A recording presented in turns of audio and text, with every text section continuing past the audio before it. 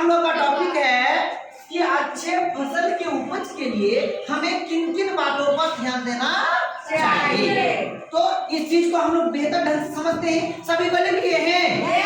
चलो फिर से सुन लो, एकदम अच्छे सुन लो। पहला है कि खेतों को कुछ दिनों तक परती छोड़ना चाहिए।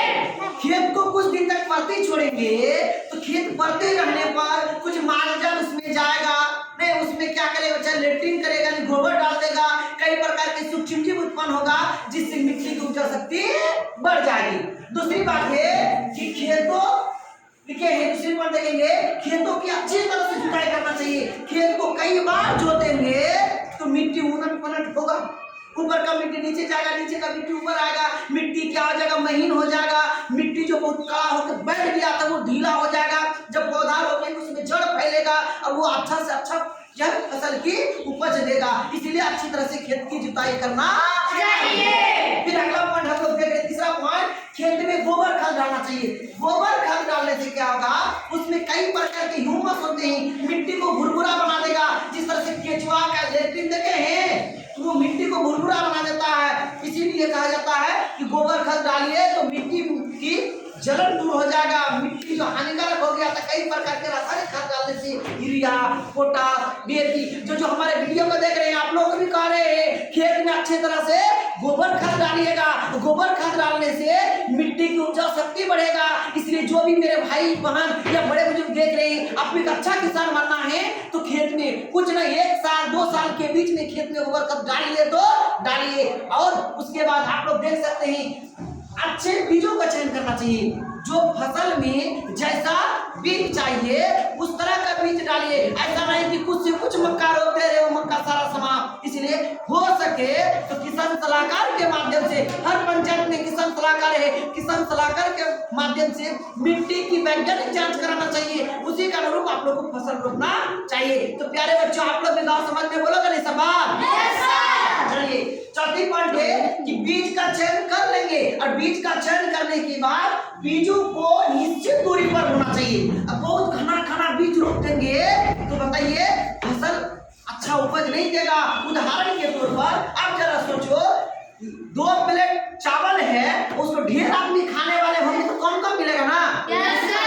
थोड़ा सा मिट्टी है उसमें बहुत सारा पौधा दे देंगे तो उसको उतना पोषक नहीं मिलेगा। इसलिए निश्चित दूरी पर ही बीजों को बोना चाहिए।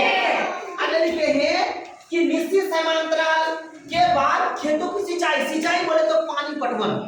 खेत में पानी नहीं मिलेगा, जड़ में जब तक पानी नहीं जाएगा तो जड़ से पानी पत्ती तक नहीं पहुंचेगा और पौधा खाना तैयार नहीं कर पाएगा। इसलिए निश्चित समांतराल में खेत की सिंचाई करना चाहिए। अगला पॉइंट देखेंगे कि खेत से खरपतवार को हटाना चाहिए। खरपतवार मतलब अनावश्यक पदार्थ, बेकार पदार्थ, जिसको हम लोग घास फूस कह देते हैं कि खेत को निकोनी करते हैं कि नहीं करते हैं। बहुत आज के डेट में आ गया क्या, बहुत सारा घास मारने वाला दवा आ गया है कि नहीं आया है, उसका जगह छिड़काव कर देते, घास मार देते हैं। लेकिन उससे बेहतर है कि आप हो सके निकोनी करके घास को हटाइएगा तो वो मिट्टी के लिए ज्यादा फायदेमंद होगा।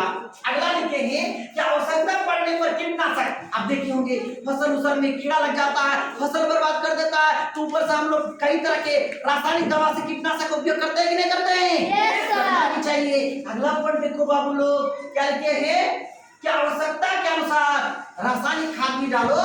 ज्यादा मात्रा में रासायनिक खाद नहीं डालो, लेकिन आवश्यकता पड़ने पर डालना चाहिए। कुछ मात्रा में यूरिया डलता है, जब फसल बोते समय डीएपी का उपयोग किया जाता है, बाद में यूरिया का उपयोग किया जाता है। तो आवश्यकता पड़ने पर जितना जो चाहिए वो डालना चाहिए। अगला पॉइंट है कि बच्चे लोग कि अच्छी तरह फसल पके तभी कटो, नहीं तो भाई लोग अच्छी तरह से फसल नहीं पकेगा, अब पहले उसकी कटाई कर लेंगे, दाना सूख जाएगा, वजन कम हो जाएगा, जिससे हमको नुकसान हो जाएगा। किसान भाई को नुकसान होगा कि नहीं होगा? yes, अच्छी तरह से फसल के पकने पर ही कटाई करना चाहिए। उसके बाद अच्छी तरह से थ्रेशरिंग करके अच्छी जगह पर भंडारित करके रखना चाहिए। तो प्यारे बच्चों, अच्छी तरह से आप लोग खेती करोगे कि नहीं करोगे? yes, आपको नहीं करना, आपको जो खेती करता है हो सके तो हम लोग भी खेती करेंगे, नहीं जी? चलो थोड़े करेंगे कि नहीं करेंगे? और ये सारी बात को हम लोग अपने घर में जाकर बताएंगे कि नहीं बताएंगे? तो आप लोग का पढ़ाई कैसा लगा? बहुत अच्छा लगा। तो आप लोग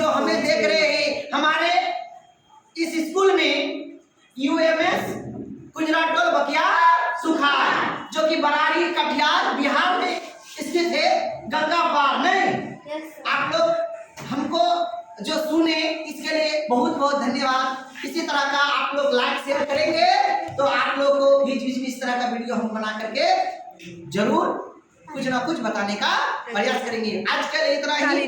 धन्यवाद धन्यवाद धन्यवाद।